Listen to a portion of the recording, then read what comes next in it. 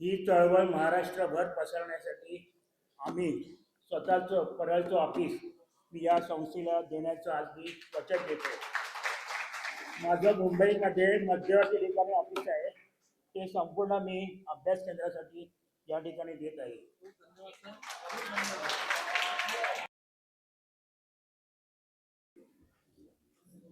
सर्वप्रथम मराठी अभ्यास केंद्र यांच्या मी अत्यंत असा आभारी आहे की त्यांनी ही चळवळ उभी केली. मला या ठिकाणी सांगायचं आहे की 8 दिवसापूर्वीच आनंद भंडारी यांची माझी भेट झाली. त्यावेळी त्यांनी माझ्याकडून थोडी माहिती घेतली. मला या ठिकाणी सांगायचं आहे की 10 मार्च 2025 रोजी मुंबई महापालिकेने एक GR काढला आहे आणि त्या GRमध्ये सर्व शाळा, सर्व बाजार, क्रीडांगणं, उद्यानं गडप करण्याचं तंत्र काढलेलं आहे. त्याची सगळी 40 पानाची पुस्तिका माझ्याकडे आहे.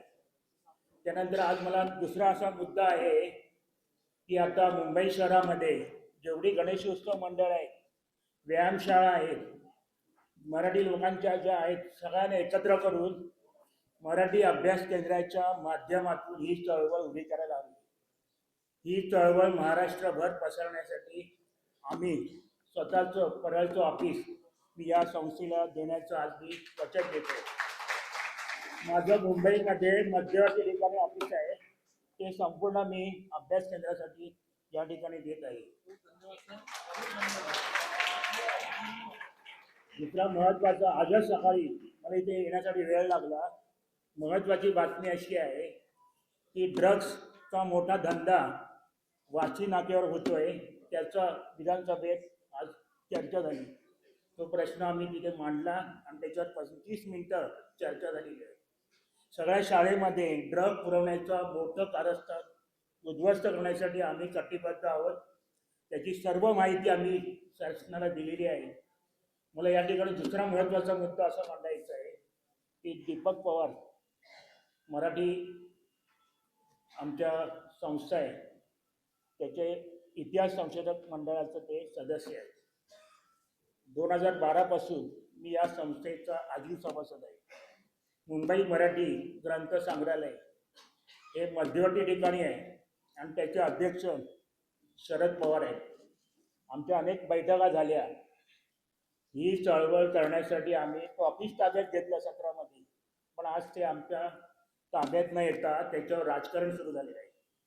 आमच्याकडे 29 संस्था आहेत. त्या सर्व ह्या अभ्यासक्रमासाठी आम्ही देण्यासाठी इथे अभिवचन देतो.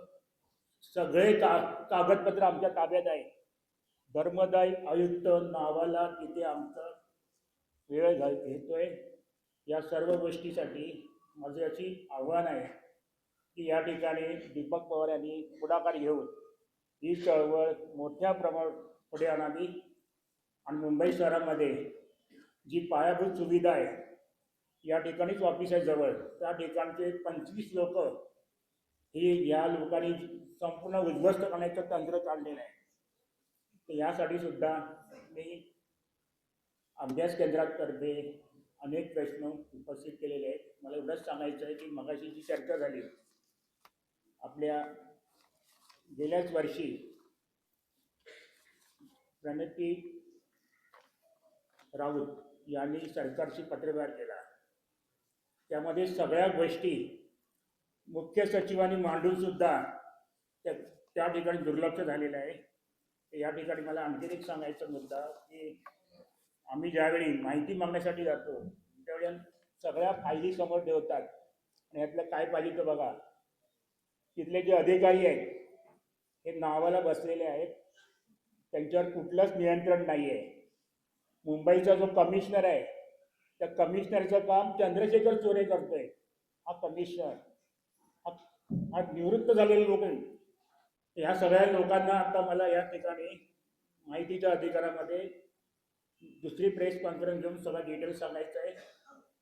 इतर लोकांना बोलण्याची संधी मिळाली म्हणून मी थोडक्यात माझं म्हणणं करतोय. ठीक आहे, धन्यवाद.